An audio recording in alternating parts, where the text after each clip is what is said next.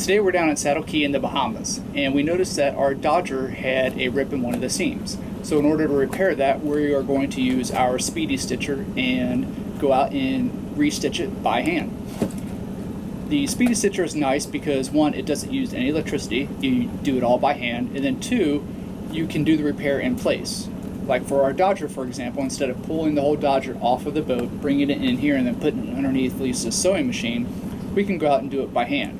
It's a small rip, maybe 1.5 feet by 2 feet, so we can just go out there and run the speedy stitcher through it without all of that fuss. When you open up your speedy stitcher and you get it in the box, you have the instruction guide, which shows you how to thread the sewing awl and then also how to use it. So if you forget after this video and you order one, you have the instructions right here. The box comes with the sewing awl itself, and we'll get to that in a minute. You get extra needles, and then you get a spool of thread. They do have other options as far as needles and thread that you can use if you want to do something different. They make smaller needles, smaller thread if you want to hand stitch something else, but most of this is used for heavy canvas material type things because it is an awl instead of just a little needle that you can use your hand with. The awl itself, starting from the back, you have the end cap, and the end cap is just held in place basically by friction with the two legs as it goes inside. Underneath the end cap you have the bobbin of thread.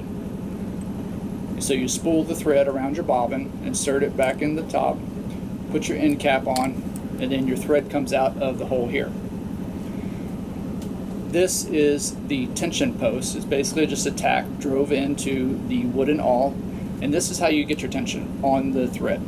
It works very similar to a winch. If you want more friction, you add more wraps. I found that one wrap is pretty sufficient for the project we're doing today. So you'll take your one wrap around there, then you can remove the chuck. Now the chuck comes off, and then what's also nice about this is it has spots for extra needles. So you can always carry a couple spare needles with you. Today we'll be using this needle here. So we'll go ahead and remove that. Now as you're threading this, you thread it through the slot in the wooden part of the awl, and it's going to come out of the bottom. Pull your pull your thread through, and you can see there's a large groove here. There's grooves all over this when it tightens down, but there's a larger groove here which is made for the thread. You can go ahead and pull out enough thread for your project. So we're going to be stitching 1 foot to 1.5 feet area today. So we're going to go ahead and pull out about 1.5 feet of thread for that, and you'll see why later on. So now we have our thread lined up with our big groove. Our needle fell out, spare needle. Now we're going to go ahead and put in the needle that we will be using into the threaded post.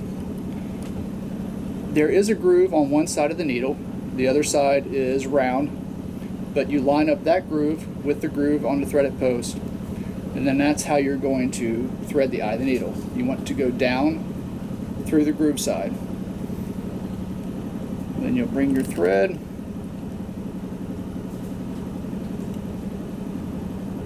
now we have our thread run from the bobbin through the tensioning post, down through the threaded post, through our needle. Now we just have to install our chuck. So we'll take our chuck, take the thread through the opening of the chuck as well, pull that all the way through,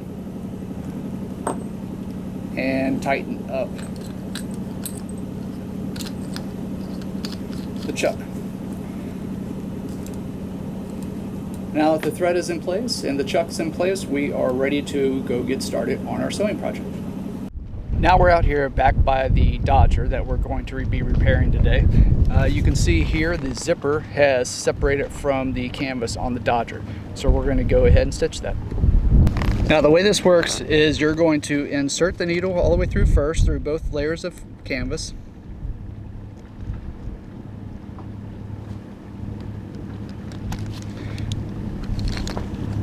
You want to push it through, all the way through, and then you're going to grab the thread and pull the thread all the way through. not off the bobbin. All that thread that we pulled out, the 1.5 to 2 foot or whatever is the length that you require for your project. So now we have all that on one side, and that is going to be what is effectively the bottom of your sewing machine. So now we will pull this out and we can move on to our next hole. Again, we're just going to press the needle through both layers of canvas, drive it down, and it's going to look similar to that when you push it through. Now when you pull it back, you see that you develop a loop. What you're going to do is you're going to take this and put it in your loop, pull it tight,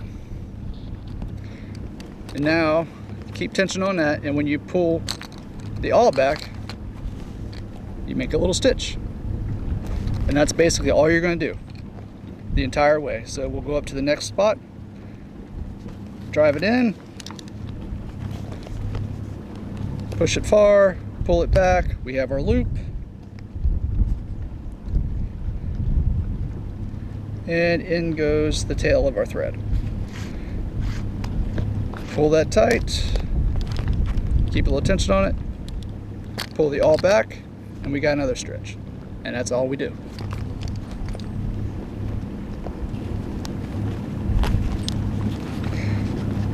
Once you get good at using this, you'll be pretty fast, but initially it's going to take a little bit of time. What we're going to do to finish off our stitch is push the awl all the way through with the needle, cut the thread out of the needle, and then pull both ends on the inside. That way we can finish it off with a square knot and make sure that our thread doesn't come undone. Now we have our fancy new stitch all the way up the seam. Then you can see here where it stops and the old thread begins. Hope you guys enjoyed this little video about how to use the sewing awl. And the link for this is in the description if you would like to purchase one yourself. Thanks for watching, and we'll see you guys next time.